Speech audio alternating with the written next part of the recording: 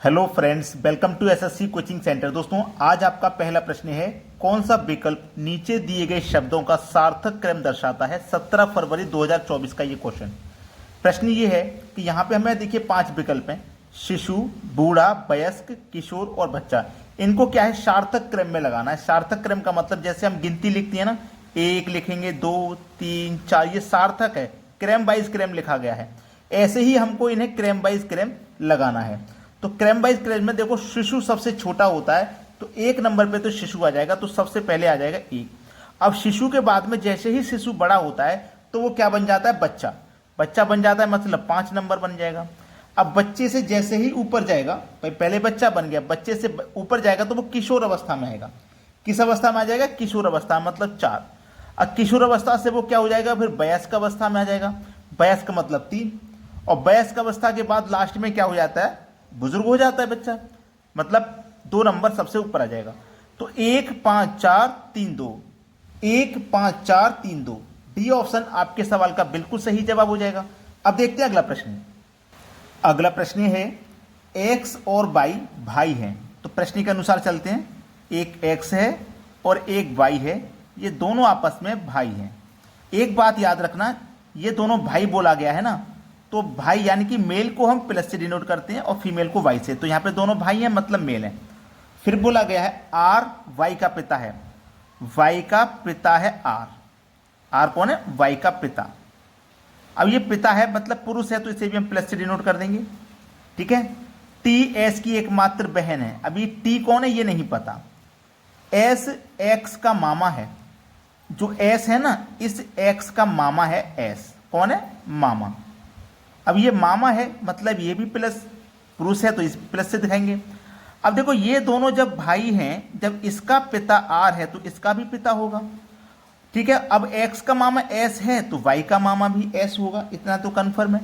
हमसे बोला गया था कि जो टी एस की एकमात्र बहन है, टी जो है ना वो एस की बहन है, इस एस की बहन है टी, बहन है टी। अब बहन है ना तो इसको माइनस से डिनोट कर देंगे। इसकी बहन है, और बहन कौन होती है भाई, भाई बहन कौन होती है, यानी कि जब इसका मामा ये है और मामा की बहन को होगी, इसकी माँ ही तो होगी।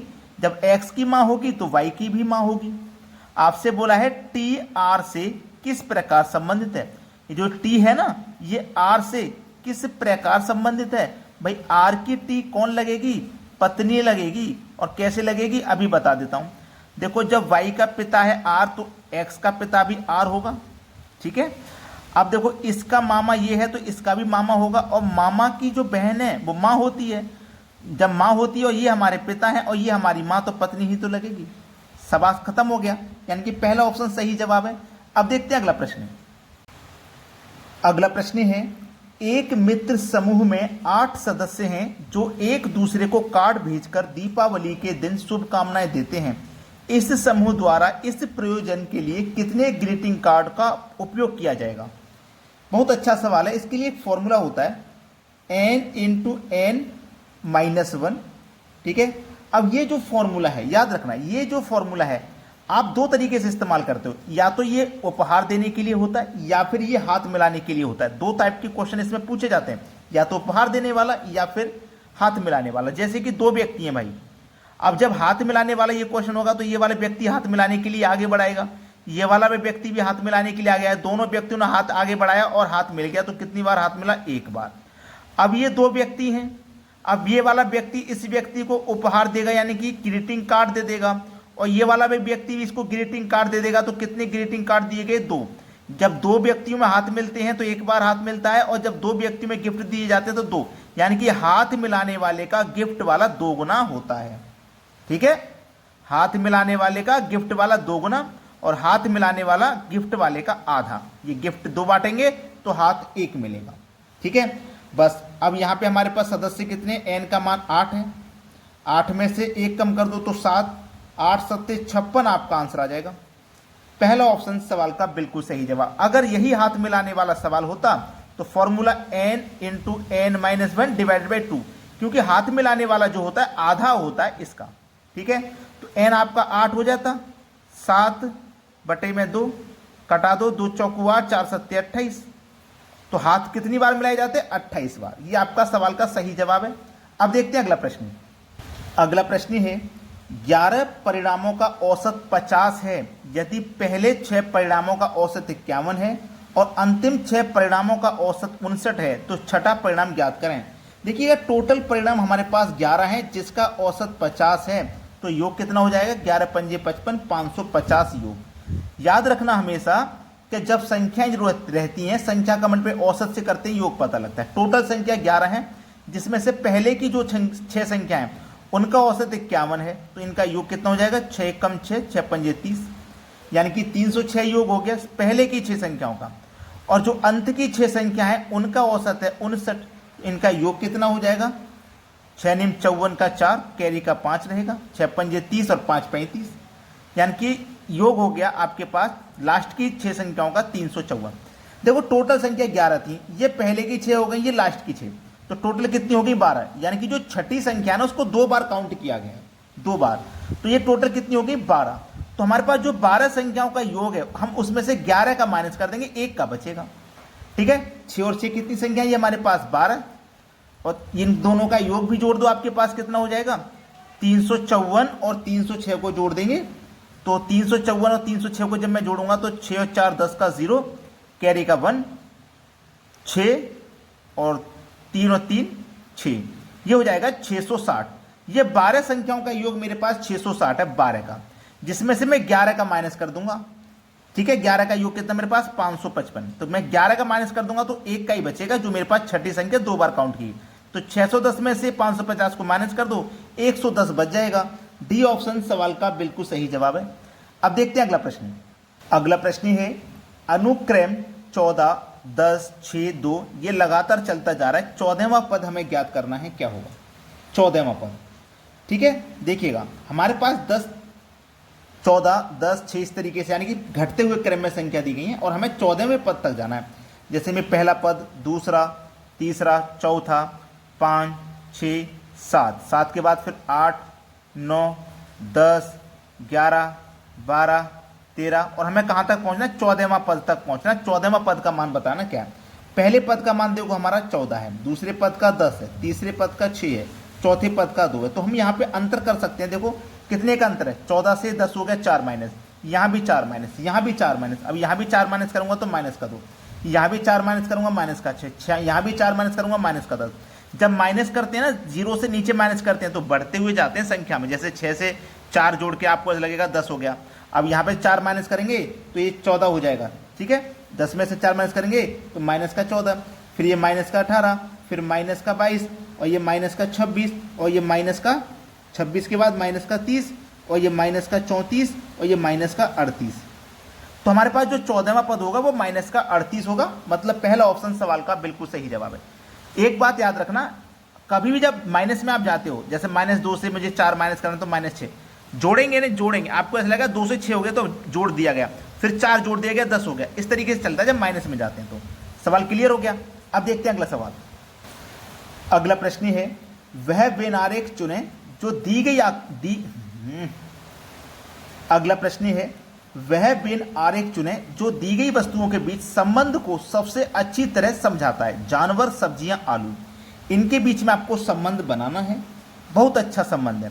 देखिए जानवर, सब्जियां और आलू, अगर मैं आलू की बात करूं तो ये सब्जियों में आता है, तो सबसे पहले जो आरेख बन जाएगा वो सब्जी वाला बन जाएगा और सब्जी के अंदर ही आता है आलू। लेकिन जानवर तो एक अलग चीज है, ये तो सब्जियों के अंदर नहीं आता, तो जानवर वाला आरेख अलग बनेगा। अब इस तरीके का आरेख देख लो कहाँ पे बना हुआ है, किस ऑप्शन में बना हुआ है, वही सही है। मुझे तो बी ऑप्शन में नजर आ गया, ये आपके सवाल का क्या हो जाएगा, बिल्कुल सही जवाब। ठीक है, अब देखते हैं अगला प्रश्न। अगला प्रश्न है यदि प्लस का अर्थ डिवाइड है, डिवाइड का अर्थ गुना है, गुना का अर्थ माइनस है और माइनस का अर्थ प्लस है, तो इस समीकरण को सॉल्व करके दिखाना है। समीकरण में जो संख्या दी गई सबसे पहले वो लिखिए, जैसे 18 दिया गया था 18 लिख लिया। अब प्लस है, प्लस का अर्थ बोला गया है डिवाइड, तो जहां प्लस दिया जाएगा उसका अर्थ हम डिवाइड लेंगे। फिर 6 लिख लो। अब डिवाइड का साइन है, देखो बोला क्या गया है, डिवाइड का जो अर्थ है वो गुना, तो डिवाइड का अर्थ जब गुना कहा गया तो गुना ले लो, 7 लिख लिया। अब गुना का साइन है, बोला है गुना है, गुना का अर्थ माइनस है, तो जहां गुना दिया गया है वहां माइनस ले लेंगे। अब माइनस दे रखा है और माइनस का अर्थ बोला गया है प्लस, तो माइनस की जगह हम प्लस ले लेंगे। ठीक है, इस तरीके से सवाल को सॉल्व करना है। अब देखो सबसे पहले बोर्ड मास के अकॉर्डिंग डिवाइड को सॉल्व कर दो, तो इतना पहला डिवाइड सॉल्व हो जाएगा, 6 3 18 3 बार में कट जाएगा। इसका सॉल्यूशन 3, फिर मल्टीप्लाई 7 माइनस 5 प्लस का 2, ठीक है। अब क्या हो जाएगा गुना, 3 सत्ते 21, इतने का सॉल्यूशन 21, फिर माइनस का 5 प्लस का 2। अब क्या हो जाएगा प्लस 21 में जोड़ेंगे 23, तो ये हो जाएगा 21 में 2 जोड़ेंगे तो 23 हो जाएगा। अब माइनस कर दो उसमें से 5, तो आपका जो आंसर आ जाएगा 23 माइनस 5 18। ये आपके सवाल का बिल्कुल सही जवाब हो जाएगा, पहला ऑप्शन। क्लियर हुआ सभी को। अब देखते हैं अगला सवाल। अगला प्रश्न है, निम्न आकृति में कितने वर्ग हैं। एक आकृति यहां पे सिंपल सी दी गई है जिसमें आपसे वर्ग पूछा गया, तो एक एक करके वर्ग बताना तो मुश्किल हो जाता है।